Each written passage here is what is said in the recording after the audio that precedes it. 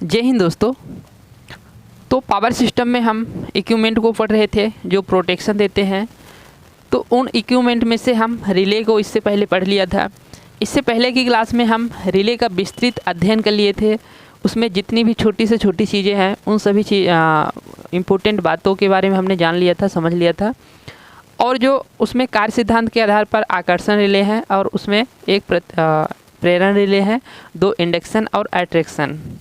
तो वो रिले ज़्यादा इम्पोर्टेंट नहीं है, उसमें से आप उसका नाम याद रखिए, उतना ही काफ़ी है।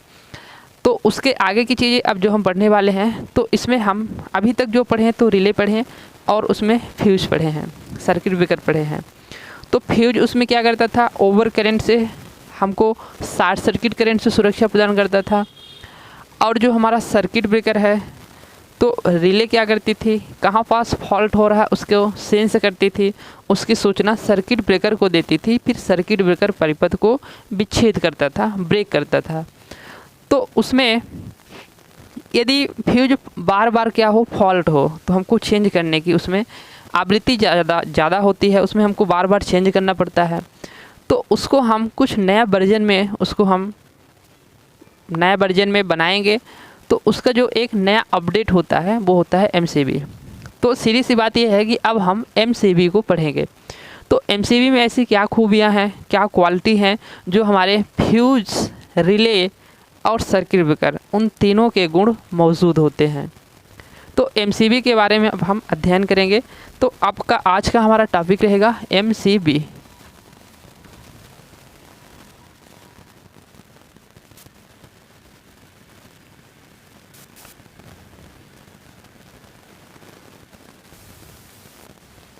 Miniature circuit breaker. तो मिनिएचर सर्किट ब्रेकर हम पढ़ेंगे, इसको लघु परिपथ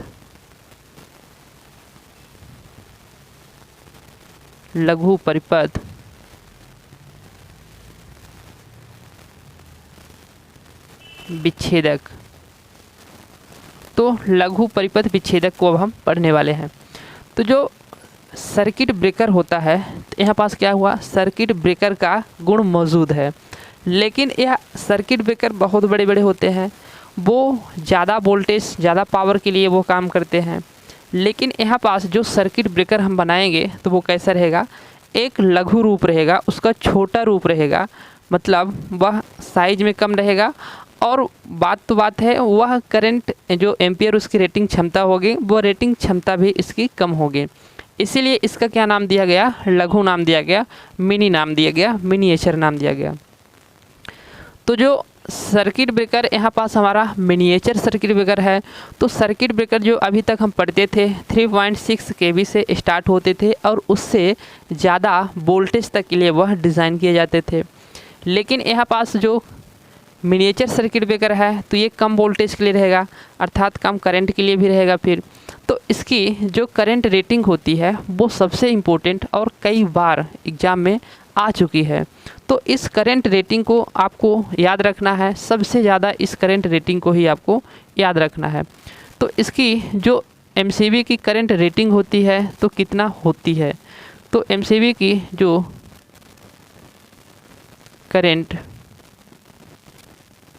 रेटिंग है वो होती है आपकी 0.5 एम्पियर से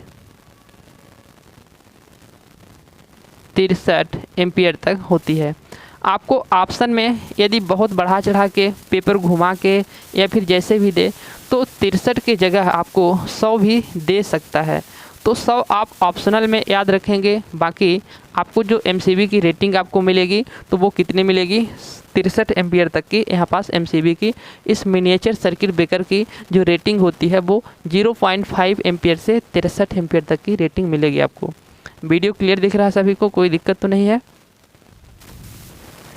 कोई दिक्कत नहीं, वीडियो बढ़िया दिख रहा है। तो MCB में आखिर हम MCB को क्यों यूज करते हैं, इसमें क्या, इसमें क्वालिटी मौजूद होती है। तो हम जो फ्यूज लिए थे, तो फ्यूज यहाँ पास क्या किए थे, हम फ्यूज को लिए थे। तो इस फ्यूज का हम उपयोग किस लिए करते थे, ताकि वह शॉर्ट सर्किट धारा से सुरक्षा प्रदान करे। तो फ्यूज जो होता था हमारा, तो किससे प्रदान करता था, शॉर्ट सर्किट करंट से सुरक्षा प्रदान करता था। तो इसके लिए फ्यूज खुद जिम्मेदार होता था, वो कर लेता था। शॉर्ट सर्किट जैसे होती थी, फ्यूज अपना काम कर लेता था, गलकर टूट जाता था, I² ऊष्मा उत्पन्न करके जैसे भी।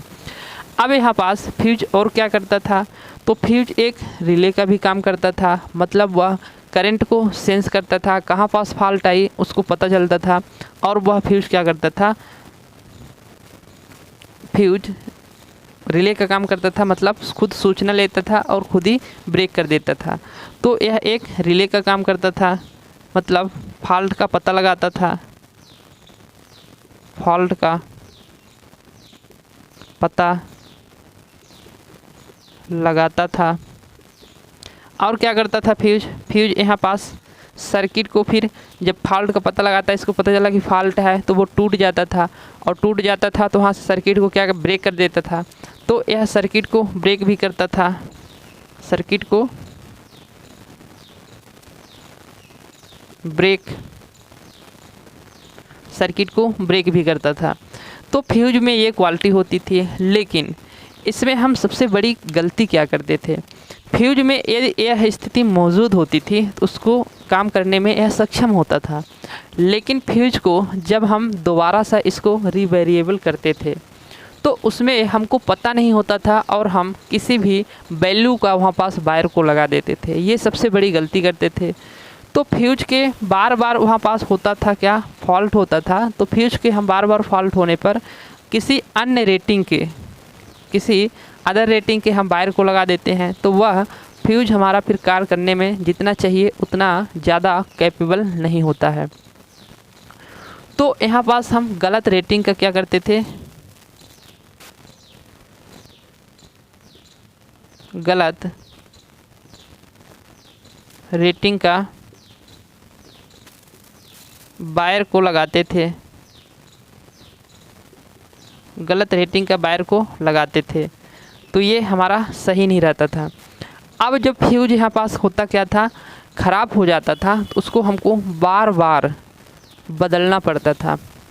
तो बार बार बदलना पड़ता था, तो ये हमारी क्या थी, एक खराबी थी, यहाँ पास दोष था।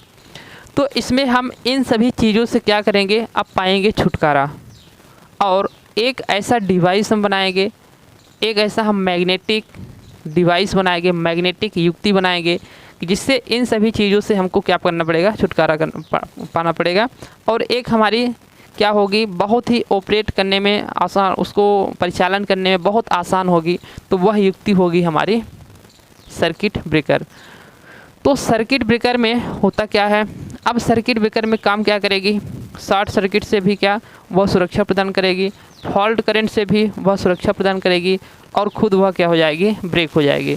तो इसको करने के लिए उसमें क्या लगे होते हैं, उसके अंदर डिवाइस लगे होते हैं।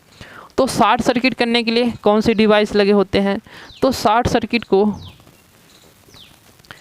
सर्किट यहाँ पास करने के लिए मैग्नेटिक ट्रिप लगे होते हैं। क्या लगे होते हैं, यहाँ पास मैग्नेटिक ट्रिप लगे होते हैं, जो शॉर्ट सर्किट क्या करती थी, शॉर्ट सर्किट कर देती थी। तो यहाँ पास शॉर्ट सर्किट जब होता था, फॉल्ट होता था, तो उस फॉल्ट का पता लगाने के लिए इससे पहले हमने रिले पढ़ा था। क्या पढ़ा था, इससे पहले हमने रिले पढ़ा था। तो रिले में हम जो ऑपरेशन के आधार पर रिले हम बताए थे, तो वहाँ पास और एक उपयोग के आधार पर बताए थे। तो ऑपरेशन के आधार पर जो रिले हमने बताया था, वो एक बताया था तत्कालिक रिले, इंस्टेंटेनियस रिले। तो उस रिले का क्या काम होता था कि जैसे ही कोई फॉल्ट आता था, वह तत्काल बिना क्षण, बिना टाइम विलंब किए वो सीधे ऑपरेट हो जाती थी, एकदम जल्दी से। तो तत्कालिक जो रिले होती थी, तो क्या करती थी, बिना टाइम गवाए तत्काल ऑपरेट हो जाती थी। तो उसको हम ऑपरेटिंग के आधार पर पढ़े थे। तो उसी का गुण जो इसमें होता है तो मौजूद होता है। तो यह भी क्या करेगा, तत्कालिक इसमें रिले का गुण इसमें मौजूद होगा मैग्नेटिक ट्रिप में, और जैसे ही वह रिले में फॉल्ट आएगा, यानी वहाँ पास रिले में फॉल्ट आता था तो वो क्या होता था, ट्रिप कर देती थी सेंस करके। ठीक इसमें भी रिले का ही गुण होता है, तो जैसे ही ट्रिप होगा तो वो तत्काल मैग्नेटिक ट्रिप ऑपरेट होगी और उस परिपथ में क्या करेगी, परिपथ को सूचना देगी और परिपथ को खुद ही बंद कर देगी। तो इसमें सीधी सी बात यह है कि शार्ट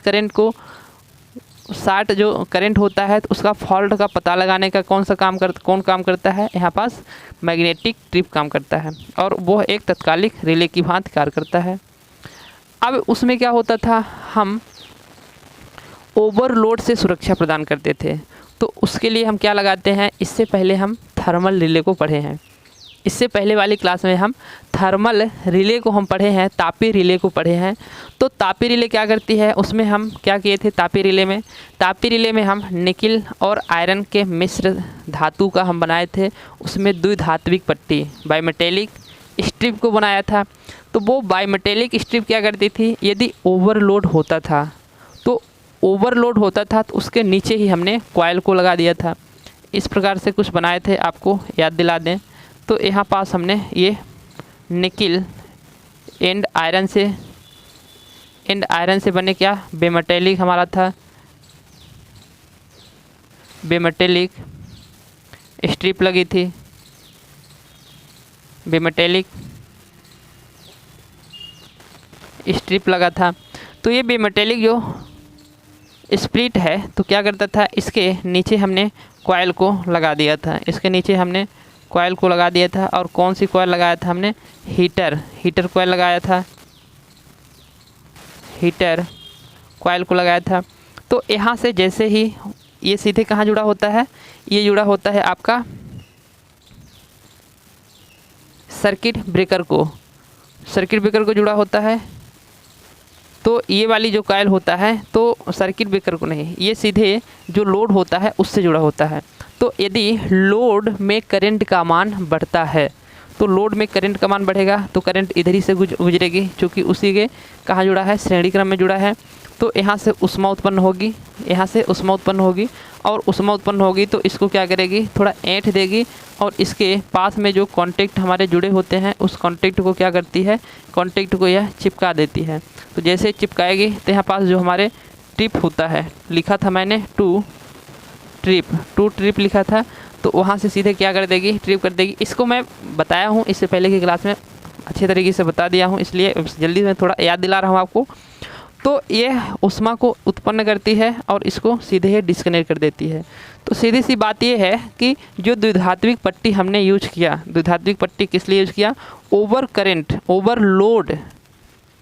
ओवरलोड से सुरक्षा प्रदान करने के लिए हम द्विधात्विक पट्टी का यूज किए।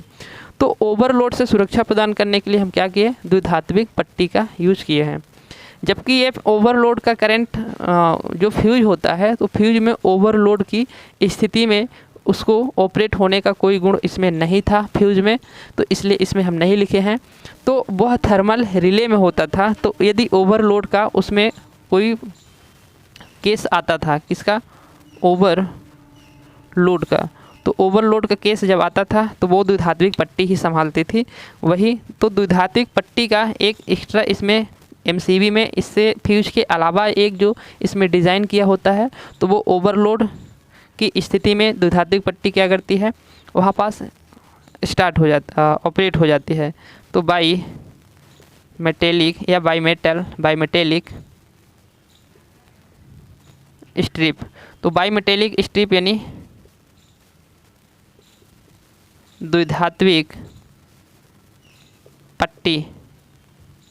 तो द्विधात्विक पट्टी जो लगी होती है तो वो एमसीबी में द्विधात्विक पट्टी लगी होती है। इसका क्या काम होता है, ओवरलोड जब प्रवाहित होती है तो उस दौरान यह स्ट्रिप कर देता है, मतलब उसको ट्रिप कर देता है। तो ये एमसीबी में ये दोनों इसमें होते हैं। अब जो एमसीबी होती है ना, तो इसमें जो इम्पोर्टेंट बात है, तो एमसीबी में क्या इम्पोर्टेंट बात है, तो एमसीबी में थर्मल रिले हमने यूज़ कर लिया, मैग्नेटिक स्ट्रिप की यूज़ कर लिया। अब इसकी जो कैरेक्टरिस्टिक्स है, अभिलक्षण है, तो फ्यूज का अभिलक्षण आपको याद हो तो फ्यूज का अभिलक्षण कैसे होता है, तो फ्यूज का अभिलक्षण हमने बताया था कि कुछ इस प्रकार से चित्र बनाया था और इसका नाम दिया था व्युत्क्रम समय धारा अभिलक्षण। फ्यूज में जो हमने अभिलक्षण को बताया था उस अभिलक्षण का क्या नाम दिया था? व्युत्क्रम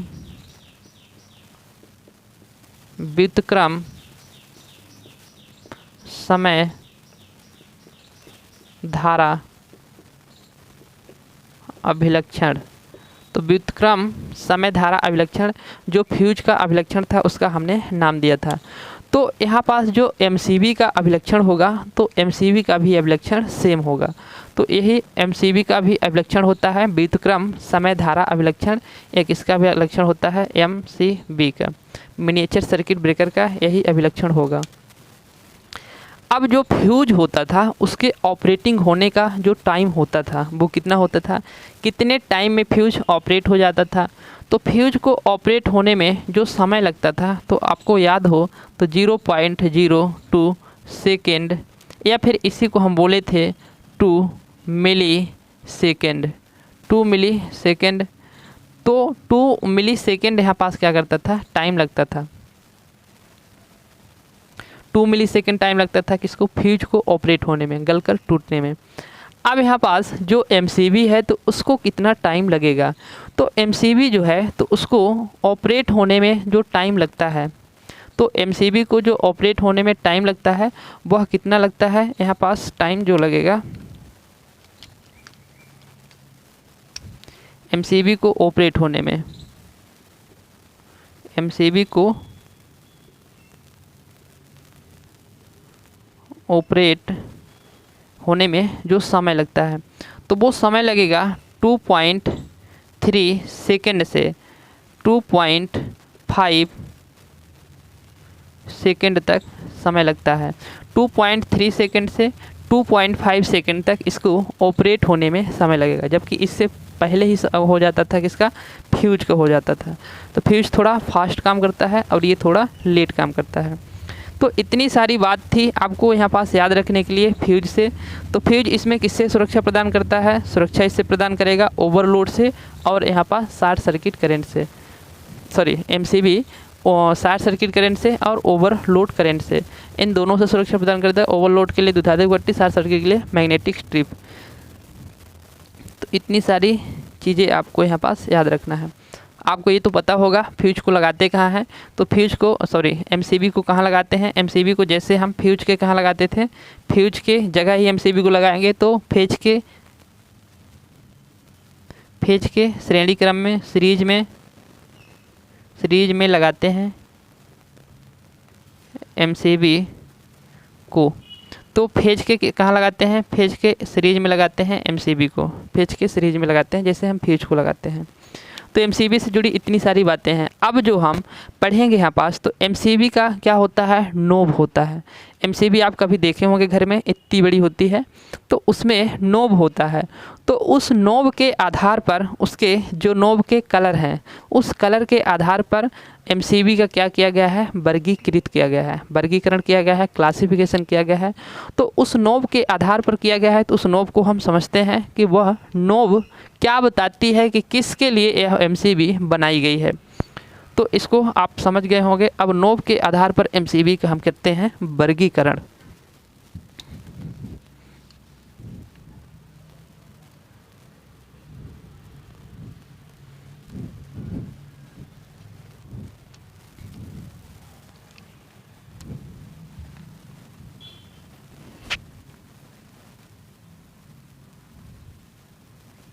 नोब के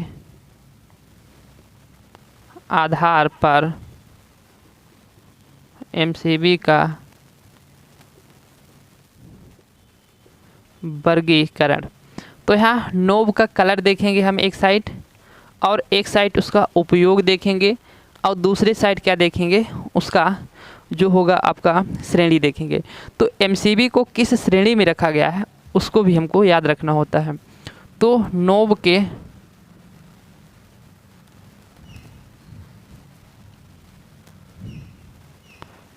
का रंग, यहाँ एमसीबी का उपयोग, और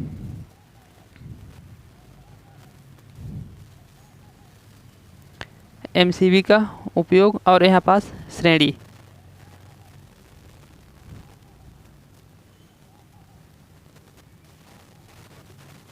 श्रेणी मतलब सीरीज।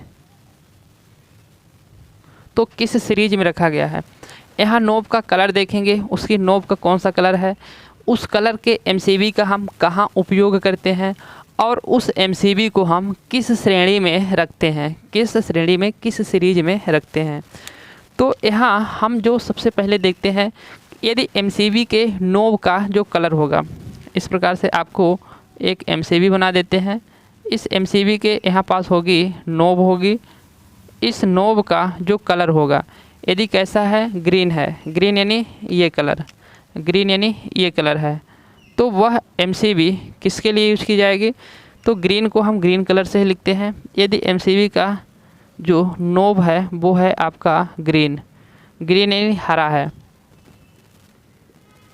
ग्रीन यानी हरा है, तो उसको हम कहाँ यूज करेंगे, उसको हम करेंगे जिसे आप रख सकते हैं यहाँ पास लाइटिंग, जिसे आप लाइटिंग याद रख सकते हैं। और लाइटिंग को हम यहाँ पास L है, तो L को हम किससे दर्शाएंगे, L से दर्शाएंगे। तो यहाँ पास किस सीरीज में रखते हैं, L सीरीज में रखते हैं। तो इसको हम L सीरीज में रख दिए। इसके बाद हमारी कौन सी आएगी, आएगी हमारी ब्लू। तो हम ब्लू को यहाँ पास लेंगे, BLUE, ब्लू, ब्लू यानी नीला।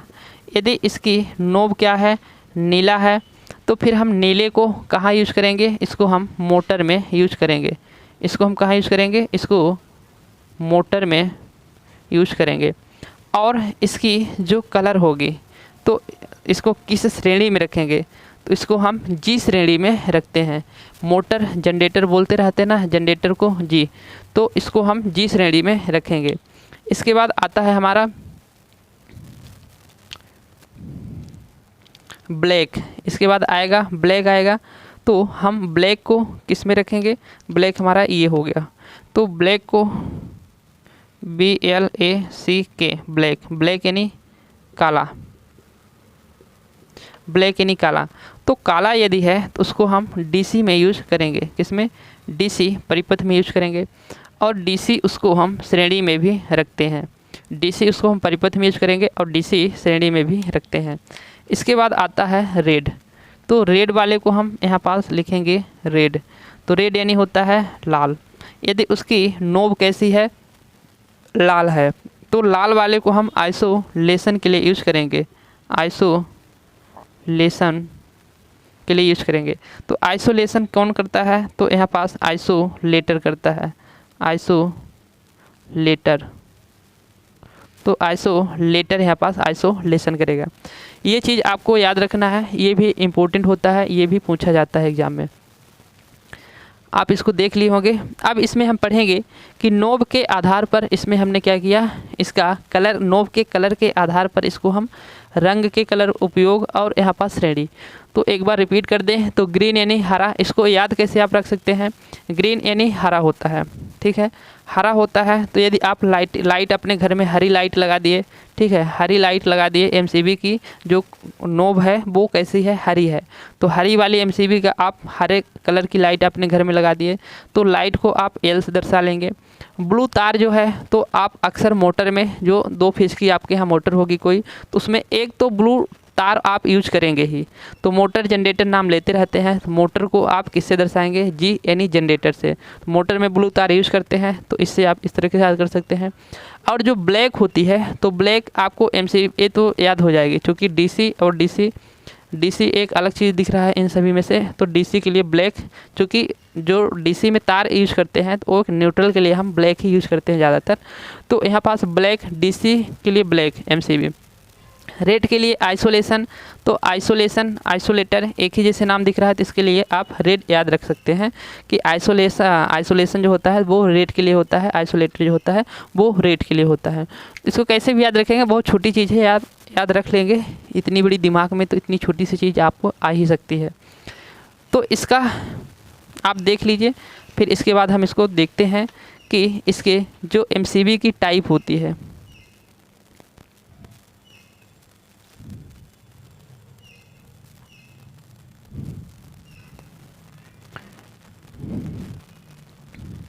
नोब के रंग, यहाँ पास नोब के रंग लिखना था,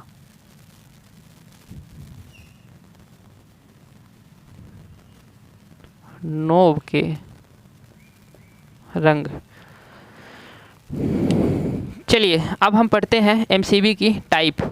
एमसीबी की टाइप को पढ़ते हैं कि एमसीबी कितने टाइप की होती है। ये सीरीज हो गई, सीरीज उसकी अलग चीज़ है और टाइप उसकी अलग हो जाएगी, ठीक है। ये सीरीज थी, सीरीज अलग चीज़ है और टाइप अलग चीज़ हो जाएगी। तो एमसीबी का अब हम टाइप पढ़ेंगे।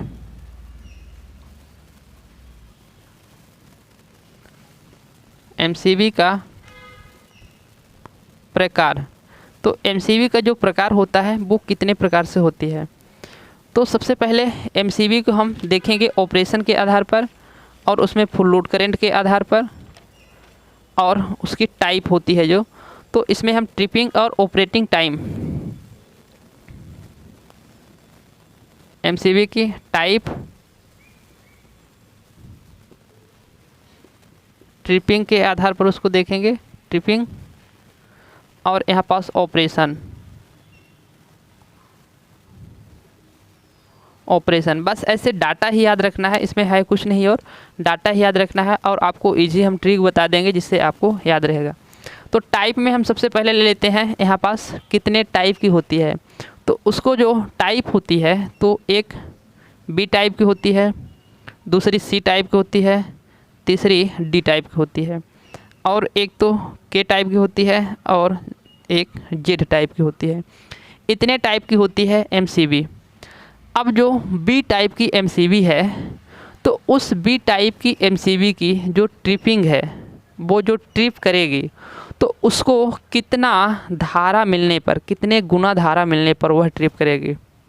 जैसे कोई व्यक्ति हो गया तो वह मरेगा, तो उसको हम कितना ज़्यादा मार देंगे तो वह मर जाएगा। तो उसी प्रकार से, इसी प्रकार से ये क्या है, पूरे व्यक्ति हैं और उसको कितनी धारा मिलनी चाहिए कि वह ट्रिप हो जाएगी। तो उस व्यक्ति को हम कितना मारेंगे, मुक्का मुक्का मारेंगे तो वह क्या होगा, मर जाएगा। लेकिन उसको मारेंगे हम तो क्या लगेगा, उसमें टाइम लगेगा, समय भी लगेगा। तो यहाँ पास उसको मरने में कितना टाइम लगता है, ऑपरेशन में कितना टाइम लगता है, तो उसको हम देखेंगे कि ऑपरेशन में उसको कितना टाइम लगेगा। मतलब ट्रिप होती है, ठीक है, 3 से 4 गुना धारा मिलने पर ट्रिप हो जाती है, लेकिन उसको ट्रिप होने में कितना समय लगता है, उसके ऑपरेशन में चालू होने में कितना समय लगता है, तो उसको हम यहाँ पास लिखेंगे। तो जो बी टाइप एमसीबी है, तो बी टाइप एमसीबी को आप जो फुल लोड करंट होती है, उस फुल लोड करंट का, फुल लोड करंट का, फुल लोड करंट का कितने गुना धारा मिलने पर वह क्या होगी, ट्रिप होगी। तो यह है 3 से 5 गुना, 3 से 5 गुना धारा यदि मिलती है फुल लोड करंट का तो यह ट्रिप हो जाती है। अब इसको ट्रिप होने में कितना टाइम लगता है, तो इसको ट्रिप होने में टाइम लग जाएगा 0.4 सेकंड से, 0.4 सेकंड से यहाँ 3 सेकंड तक, 0.4 सेकंड से 13 सेकंड तक, 0.04 सेकंड से 13 सेकंड तक के अंदर यह क्या हो जाएगी, ऑपरेट हो जाएगी। इसी प्रकार से इनका भी सभी के लिखेंगे, इसी प्रकार से इनका सभी का हम लिखेंगे। तो सबसे पहले हम इस डाटा को क्या कर लेते हैं, लिख लेते हैं। डाटा को हम लिखेंगे तो हमको आसान हो जाएगा। कैसे आसान हो जाएगा, ए से हम शुरू करते हैं ABCD, तो ए से नहीं लेते हम, बी से लेंगे, BCD यहाँ तक सीरीज से हो गया। KZ, तो KZ यहाँ पास, इसको आप 2 अक्षर हैं आखिरी के तो इसको याद रख पाएंगे। जो Z होता है तो इसको ऑपरेट होने में टाइम जो होता है बहुत ही कम लगता है और के ऑपरेट होने में भी टाइम बहुत कम लगता है। तो यहाँ से ये कितने गुना धारा के लिए, तो यह 3 से 5 गुना धारा के लिए। अब 5 से हम दुगुना कहाँ जाएंगे, 10 जाएंगे, 10 का दुगुना कहाँ जाएंगे हम, 20 जाएंगे। और एक तो 8 4 कितना होता है, 12 होता है, 8 4 12 होता है। और यहाँ पास 3 से 5, मतलब 5 में 3 को घटा देंगे तो कितना आ जाएगा, 2 आ जाएगा। तो यहाँ पास 2 से हम 3 ले लें, इसको लिखते हैं तो आपको समझ में आएगा।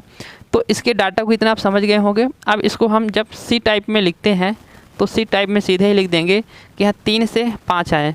अब 5 से कितना जाएंगे हम, 5 से जाएंगे, 5 से 10 पे हम आ जाते हैं, 10 गुना 10 से कितना आएंगे, अब 10 से हम आ जाते हैं सीधे ही 10 से 20 गुना, 10 से 20 गुना। अब के में हम आ जाते हैं तो 20 से अब हम 40 नहीं जाएंगे, इसमें 2 अलग चीज़ रहेगा। 8 4 कितना होता है, 12 होता है। तो यहाँ 8 से 12 गुना। अब यहाँ पास हमने बताया 5 में आप 3 को घटा देंगे, कितना बचेगा, 2 बचेगा। 5 में आप 3 को घटा देंगे तो 2 बचेगा। तो 2 से कितने को घटाएं आप, 3 को घटाएं, तो 2 से 3 गुना। तो किसका है ये, फुल लोड करंट का है। फुल लोड करंट आई क्या है, करंट है, और ये एफ का है, फुल है। तो यहाँ पास फुल लोड का और फुल लोड का, फुल लोड का। तो इस तरीके से आप इसको याद रख पाएंगे। अब इसमें याद क्या रखना है, 13 हो गया। 13 के बाद हम आएंगे 10। अब 10 के बाद क्या बच रहा है, 10 3 13 होता है। तो 10 के बाद बच रहा है आपका 3। तो यहाँ पास 10 का हम 10 नहीं लिखेंगे, 10 का हम आधा 5 लिखेंगे। तो इसको हम कैसे याद रखेंगे, 0.4 से 10 नहीं लिखेंगे, 10 का आधा हम 5 लिखेंगे। तो यहाँ पास 5 हो गया। और 10 क्यों हम बोले, क्योंकि 10 3 होता है 13। तो यहाँ पास 13 को 10 3 13 हम लिखेंगे तो यहाँ पास क्या आएगा, 3 आएगा। तो 3 से 0.4 और इसको टाइम जो लगता है तो 0.0 सेकंड से अधिक लगता है। तो 0.1 सेकंड से अधिक लगता है। और इसको जो टाइम लगता है ये अधिक का चिन्ह है, ठीक है, 0.1 सेकंड। तो 0.1 सेकंड। इसमें आपको पूरा याद आप ना रख पाए ना, सिर्फ आपको इतना ही याद रखना है, इस डाटा को याद रखना है, चूँकि ये पूछ लिया गया है यहाँ पास कि जो सी टाइप होती है तो वो करंट का, फुल लोड करंट का कितना गुना होती है, 5 से 10, 10 से 20, ऐसे करके पूछ लिया गया है, इसलिए इसमें हम इतना जोड़ दे रहे हैं। इसको आप ना भी याद रखें तब भी चल जाएगा, लेकिन इसको आपको हाउ द कंडीशन, किसी भी स्थिति में हो आपको याद रखना पड़ेगा। तो इतनी सारी चीज़ है, देख लीजिए, इसको ट्रिक से हम याद कर पाएंगे तो बहुत ही आसान रहेगा, हमको लंबे टाइम तक याद भी रहेगा। तो इसको हम BCDKZ इतना लिख लिए। अब 3 से 5 तक हमने लिख लिया। अब 5 का दोगुना 10 होता है, 10 का दोगुना 20 होता है। अब 20 तो आगे हम नहीं जाएंगे, तो 8 4 कितना होता है, 12 होता है। और यहाँ पास 5 में 3 को घटा दिए, 3 को घटा दिए तो 2 आता है, तो 2 3, इस तरह से आपको याद रखना है। ये कैलकुलेशन नहीं है मेरा, ये आपको याद रखने का बस ट्रिक है, उसको आप भूल भी जाएँ तो कोई दिक्कत नहीं। तो इतनी MCB के प्रकार में B type, C type, D type, K type, Z type, इतनी टाइप की MCB हो गई। और इस MCB को ट्रिप होने में इतना धारा, इतना गुना चाहिए, और उसके ऑपरेट होने में इतना टाइम चाहिए। तो ये सारी चीज़ आपको यहाँ पास समझ में आ गई होगी। अब इसको हम चलते हैं, आगे बढ़ते हैं।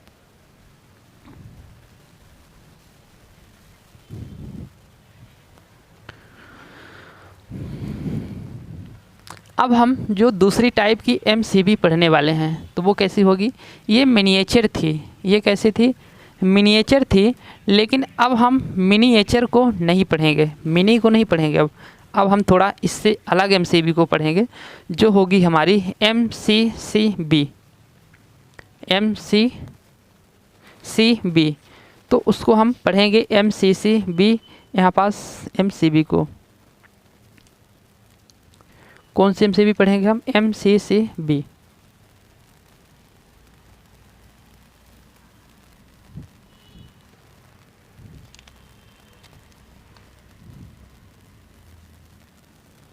MCCB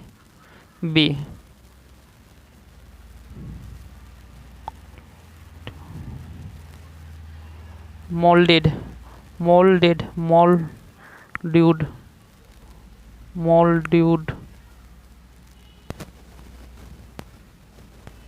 केस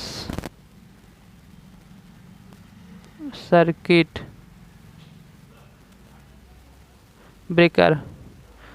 तो यहाँ पास मोल्डेड लिखेंगे, मोल्डेड,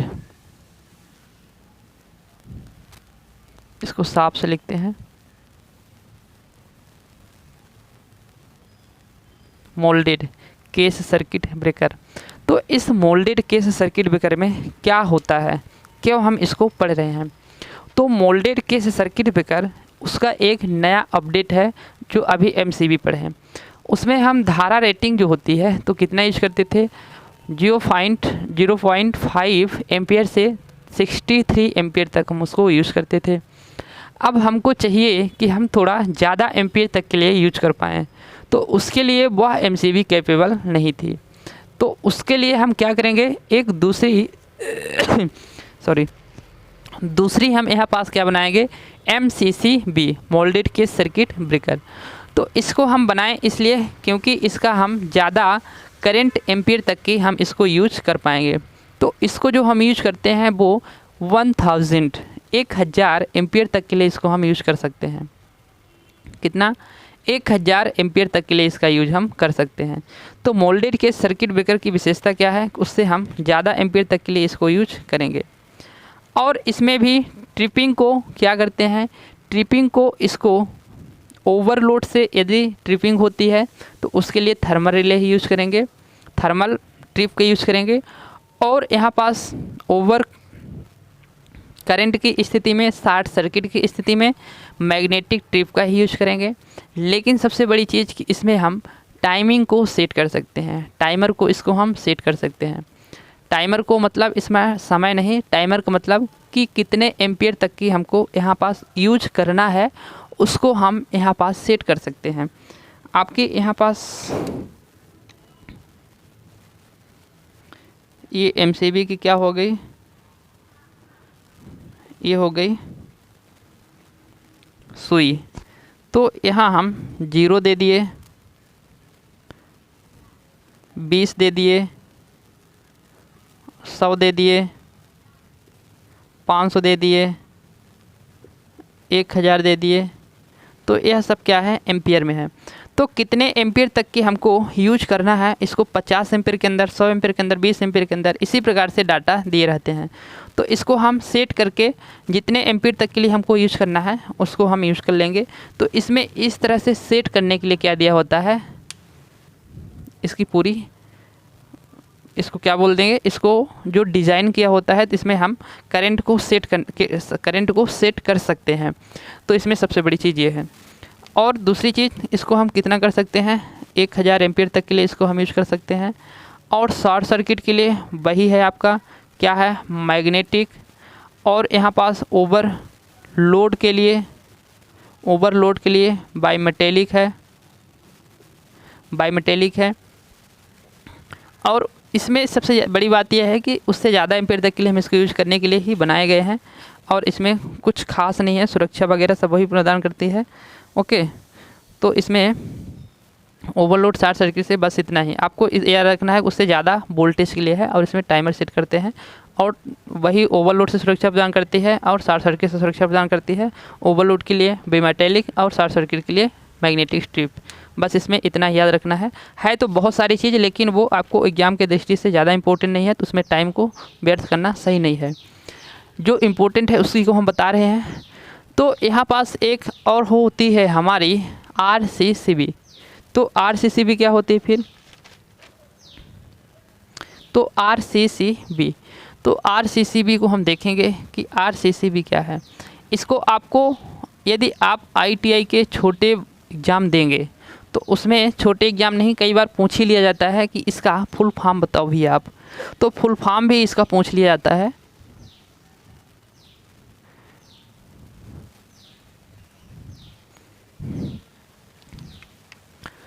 तो जो हमारा नेक्स्ट रहेगा RCCB, तो रेजिडुअल केस सर्किट ब्रेकर। तो यहाँ पास रेजिडुअल केस सर्किट ब्रेकर रहेगा, तो इसका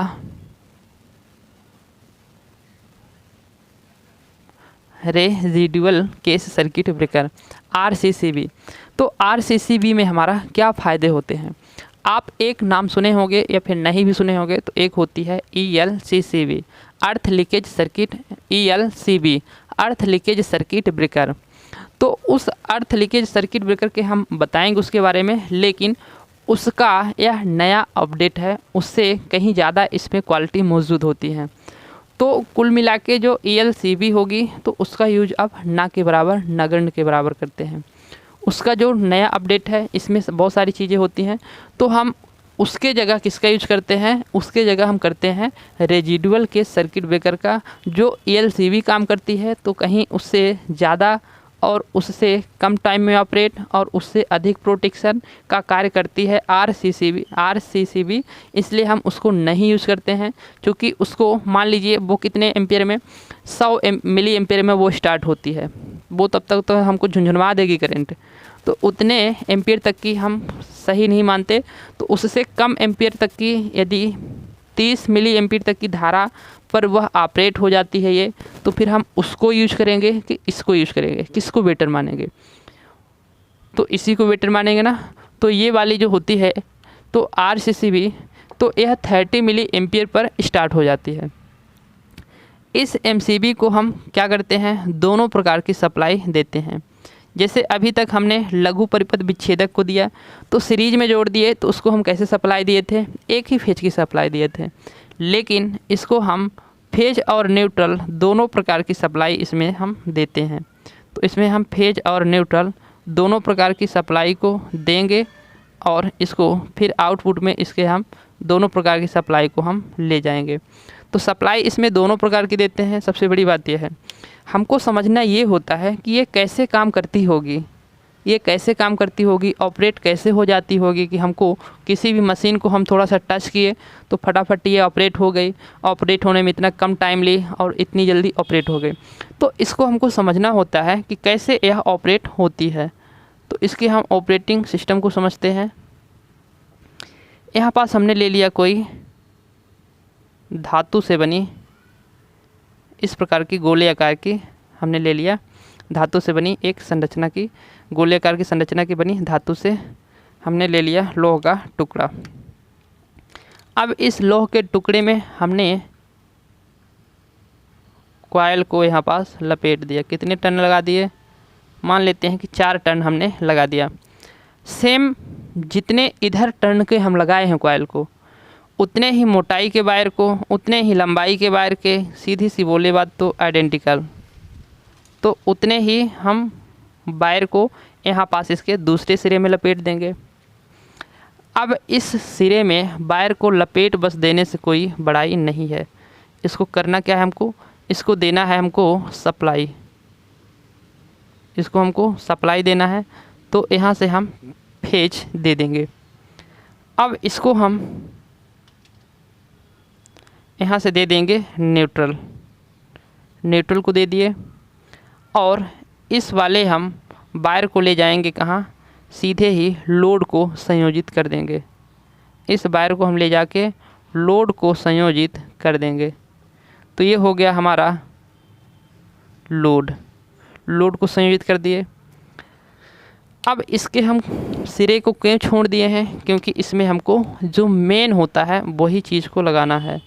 तो यहाँ पास एक हम लगाएंगे कॉइल को, और इस कॉइल की जो कारनामा होगी तो उसी की कारनामे की वजह से सबसे बड़ी काम होने वाली है। इसमें हम लगा देंगे एक प्लंजर, यहाँ पास हम लगा दिए एक ऐसे करके प्लंजर। प्लंजर मतलब कांटेक्ट पॉइंट जो सिरा जुड़ा होता है। तो फिर ये क्या है, ये है हमारी चुंबकीय मैग्नेटिक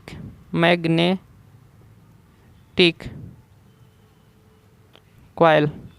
तो मैग्नेटिक कॉइल है चुंबकीय, यहाँ पास कॉइल है, यहाँ पास चुंबक बनेगा, चुंबकीय कुंडली है। तो यहाँ पास से हुआ क्या, जब हमने क्या किया, इस लोड को लगा ही दिया और यहाँ से फेस और न्यूट्रल सप्लाई दे दिया, तो इससे अब होने वाला क्या है, इससे होगी धारा प्रवाहित। मान लेते हैं कि धारा यहाँ से आई प्रवाहित हो रही और उस आई का मान कितना हम ले लेते हैं, 10 एम्पियर। 10 एम्पियर ले लिए। ये धारा कहाँ जाएगी, ये धारा इधर से गुजरते हुए सीधे निकल जाएगी, यहाँ पास क्या करेगी, चुंबकीय क्षेत्र बनाएगी। चुंबकीय क्षेत्र बनाएगी और वही धारा यहाँ से निकल आई, वो धारा का मान अभी भी कितना है, 10 एम्पियर ही है। यही धारा हमारी लोड से आती है और यही धारा हमारी इस कुंडली में चुंबकीय क्षेत्र को बनाते हुए इधर से सीधे ही निकल आती है आराम से, शांतिपूर्वक। तो 10 एम्पियर की ही धारा हमारी क्या हुई, अभी भी निकल के आ रही है। 10 एम्पियर की धारा अभी भी निकल के आ रही है। तो इस परिपथ में 10 एम्पियर की धारा, जितनी धारा हमारी फेज से जा रही है उतनी ही धारा हमारी न्यूट्रल से निकल के आ रही है। क्योंकि यहाँ पास जो मैग्नेटिक क्षेत्र बन रहा है सेम क्वांटिटी के बन रहा है, तो यहाँ जो फ्लक्स बन रहा है, तो यहाँ भी फ्लक्स जो बन रहा है, यहाँ भी जो फ्लक्स बन रहा, यहाँ भी जो फ्लक्स बन रहा, वो सेम क्वांटिटी के बन रहे हैं। यहाँ जो फ्लक्स हमारा चुंबकीय क्षेत्र बनेगा वो एन का बन जाएगा और यहाँ का एस बन जाएगा। धारा इधर से आ रही है तो सेम दिशा है, तो इसमें एक एन और एक एस बन जाएगा। तो यहाँ पास चुंबकीय क्षेत्र बन गए। अब होता क्या है कि इस लोड में हमारी जब बढ़ती है क्या, करंट का मान, ओवरलोड, तो लोड को हम क्या करते हैं, अब बढ़ाते हैं। लोड को हमने बढ़ा दिया, लोड को बढ़ा दिए तो यहाँ पास क्या होगी, करंट का भी मान बढ़ जाएगी। तो करंट का मान बढ़ेगी तो हमारी यहाँ पास जो करंट का मान हो गई, तो मान लेते हैं आई बराबर कितना हो गया, करंट बढ़कर 100 एम्पियर हो गई। तो यहाँ से अब लोड बढ़ा दिए तो जाने वाली करंट कितनी हो गई, 100 एम्पियर हो गई। यहाँ भी हमारी कितनी मिलेगी, 100 एम्पियर मिलेगी। 100 एम्पियर मिलेगी तो यहाँ भी कितनी मिलेगी, 100 एम्पियर मिलेगी। ये 100 एम्पियर हो गई। आने वाली यहाँ भी कितनी मिलेगी, 100 एम्पियर मिलेगी। तो जितना हमने इधर से देखा कि जा रही करंट उतनी ही करंट हमारी इधर आ रही है, तो ये 100 एम्पियर मिली, तो इसमें तो कुछ परिवर्तन ही नहीं हुआ। तो ये किसके कंडीशन में हुआ, ओवर लोड की कंडीशन में हुआ। किसके, ओवर लोड की कंडीशन में हुआ। कितना, 100 एम्पियर की धारा। सामान्य कंडीशन में 10 एम्पियर की जा रही थी, वो एक समझने के लिए था। अब ओवरलोड की कंडीशन में कितनी जा रही है, 100 एम्पियर, ये भी एक समझने के लिए है। अब इसमें और क्या करते हैं, ओवरलोड की स्थिति में यह ऑपरेट नहीं हुआ, कुछ हुआ ही नहीं। अब दूसरी स्थिति इसमें लाते हैं कि ओवरलोड के अलावा हम एक करते हैं शॉर्ट सर्किट। क्या करते हैं, शॉर्ट सर्किट। तो यहाँ पास हम शॉर्ट सर्किट करेंगे। तो शॉर्ट सर्किट यहाँ हो गया, यहाँ से यहाँ तक क्या हो गया, पूरा शॉर्ट सर्किट हो गया। तो ये हो गया, हम ले लेते हैं शॉर्ट सर्किट। तो शॉर्ट सर्किट की स्थिति में करंट का मान बहुत ज़्यादा हो गया। मान लेते हैं कि यहाँ से करंट का मान कितना हो गया, 1000 हो गया। कितना, बहुत ज़्यादा, मतलब 1000 हो गया। इधर से जाने वाली करंट का मान कितना हो गया, वही 1000 हो गया। आने वाली करंट का मान कितना हो गया, 1000 हो गया। तो यहाँ पास करंट का मान 1000 हो गया। तो टोटल इधर से भी उतनी ही करंट आएगी और इस करंट का मान हो गया 1000। तो शॉर्ट सर्किट में हमने देखा कि करंट का मान जितनी जा रही है उतनी ही करंट आ रही है, तो इसमें भी कोई परिवर्तन नहीं हुआ। तो 1000 करंट का मान हमारी आ जा रही है। ये समझने के लिए है, ये एक्यूरेट डाटा नहीं है, ये आपको समझने के लिए है। अब तीसरी स्थिति क्या हो सकती है हमारी, ओवरलोड की स्थिति में कोई फ़र्क नहीं पड़ा, शॉर्ट सर्किट की स्थिति में कोई फ़र्क नहीं पड़ा। अब दूसरी स्थिति हो सकती है यहाँ पास अर्थ लीकेज। अर्थ लीकेज हो सकती है। तो देखते हैं कि अर्थ लीकेज की स्थिति में क्या होता है। यहाँ से जो हमारी लोड है, तो एक कोई हो गया है आदमी हो गया, ये हो गया मुंह बना के यहाँ पास खड़ा है, ये आदमी हो गया। ये इस आदमी का क्या है, ये हाथ है और ये पैर है। ये पैर जो है पजामा वजामा खासा पहना है और ये कहाँ खड़ा है, सीधे अर्थिंग में खड़ा है। ये क्या है, सीधे अर्थिंग में खड़ा है। अब इसने किया क्या कि इस मशीन को सीधे ही टच कर दिया, इस मशीन को सीधे ही टच कर दिया लोड को। तो लोड को जैसे ही टच किया इसने, तो यहाँ से क्या हुई, लोड करंट प्रवाहित होगी। लोड करंट प्रवाहित होगी तो उस लोड करंट का जो प्रवाह होगा, तो यहाँ पास क्या होगा, लोड करंट का प्रवाह होगा। तो मान लेते हैं कितना, 20 एम्पियर हमने ले लिया। लोड करंट कितनी जा रही है, 20 एम्पियर जा रही। तो 20 एम्पियर जा रही, यहाँ से भी 20 एम्पियर जा रही और यहाँ से भी 20 एम्पियर जा रही, 20 एम्पियर और 20 एम्पियर जा रही। तो ये सीधे ही कहाँ जाएगी, इधर से आते हुए इधर से, ये शॉर्ट सर्किट को हटा देते हैं, ठीक ना। ये 20 एम्पियर जा रही है, इधर से लोड से होते हुए यहाँ से आएगी, कुछ करंट हमारी इधर से गुजर जाएगी, इधर से आएगी। तो 20 एम्पियर से मान लेते हैं 5 एम्पियर की जो करंट है तो किधर से चली गई, इधर साइड आ गई, अर्थिंग साइड में। बची हुई करंट हमारी कितनी आ गई, 15 एम्पियर की हमारी इधर साइड करंट आ गई। अब इस परिपथ से कितनी गुजर रही थी, यहाँ से हमारी 20 एम्पियर की करंट गुजर रही थी, लेकिन 5 एम्पियर इधर चली गई और 15 एम्पियर इधर आ गई। तो यहाँ पास कितनी करंट आई, 15 एम्पियर की करंट आ गई। चुंबकीय क्षेत्र को बनाने के लिए क्या समान करंट है, नहीं, असमान हो गई। तो यहाँ पास क्या हुआ, 5 एम्पियर की करंट हमारी यहाँ पास मिसमैच हो गई। मतलब इसमें करंट 20 बना रही तो इसमें 15 बना रही, तो इसका जो 5 एम्पियर की जो करंट इसको एक्स्ट्रा में मिल रही है तो वो इससे कहीं ज़्यादा चुंबकीय क्षेत्र बनाएगा, इससे कहीं ज़्यादा चुंबकीय क्षेत्र ये बनाएगा। तो इसका जो चुंबकीय फ्लक्स होगा वो कहाँ आएगा, 5 एम्पियर से जो बना चुंबकीय फ्लक्स है वो आएगा सीधे इस कॉइल में। तो इस कॉइल में आएगा, तो इस कॉइल में जैसे चुंबकीय फ्लक्स आएगा तो इस कॉइल से लिंकेज करके कहाँ आएगा, इसमें आएगा। इसमें क्या बन गया, चुंबकीय फ्लक्स बन गया। चुंबकीय कॉइल है तो चुंबकीय क्षेत्र बन गया, चुंबकीय फ्लक्स उत्पन्न हुआ तो चुंबकीय क्षेत्र बन गया। चुंबकीय क्षेत्र जैसे ही बना तो इस प्लंजर को कैसे किया, खच्च से नीचे की ओर खींच दिया। तो यहाँ पास से सर्किट क्या हो गई, यहाँ पास से सर्किट हमारी इस प्रकार से हो गई। तो सर्किट को क्या कर दिया, इसने डिसकनेक्ट कर दिया। तो इसने खच्च से खींच लिया तो सर्किट क्या होगी, हमारी डिसकनेक्ट हो गई। अब हमने देखा रिजल्ट ये मिला हमको, ना तो ये ओवरलोड से काम किया जो हमारी RCC भी है, ना तो हमारी शॉर्ट सर्किट से काम किया तो किससे किया, ये काम किया अर्थ लीकेज से काम किया, अर्थ लीकेज से काम किया। तो यह जो सर्किट होती है, तो यह जो मशीन होती है, इक्विपमेंट होता है, उपकरण होता है, तो किससे काम करता है, यहाँ पास अर्थ लीकेज से। तो अर्थ लीकेज से क्या करता है, ये पूरा 100% काम करता है। तो अर्थ लीकेज से यह काम करता है। तो अर्थ लीकेज का मान यदि यहाँ पास 30 मिली एम्पियर तक हो जाता है, कितना, 30 मिली एम्पियर तक भी यदि होता है अर्थ लीकेज, तो यह रिले क्या हो, सॉरी, यह RCCB क्या होती है, ऑपरेट हो जाती है।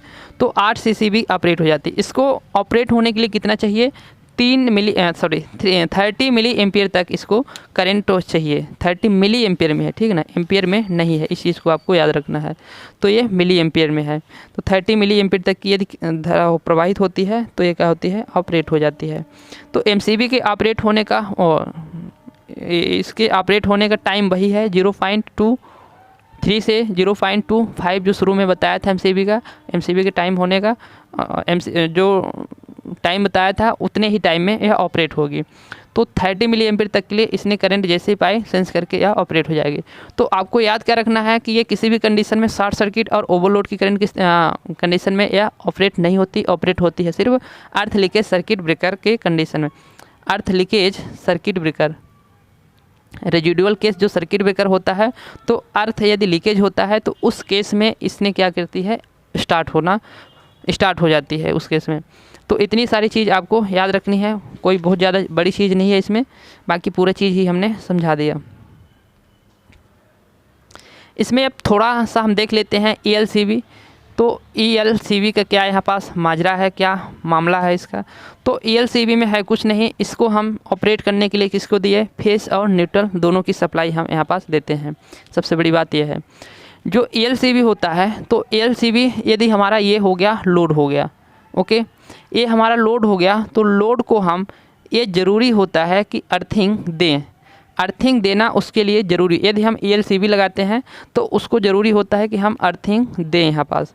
यदि उससे लोड से अर्थिंग नहीं दिए, कुछ इस प्रकार से समझिए, ये हो गई हमारी मोटर हो गई,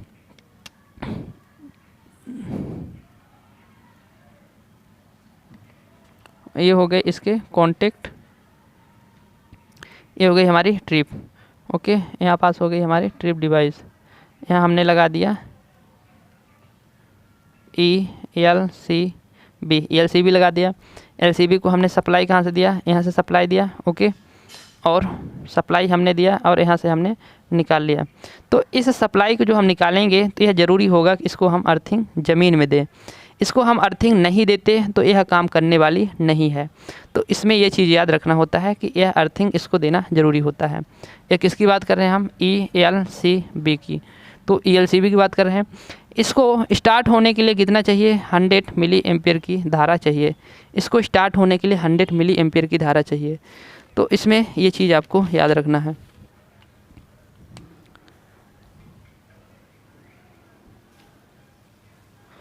ये भी किस पर काम करती है, ये भी ऑपरेट होती है अर्थ लीकेज करंट पर ऑपरेट होती है, ना कि शॉर्ट सर्किट और ओवरलोड की करंट की स्थिति में होती है। तो ELCB का फुल फॉर्म क्या है, अर्थ लीकेज सर्किट ब्रेकर। ये तो आपको पता होगा, अर्थ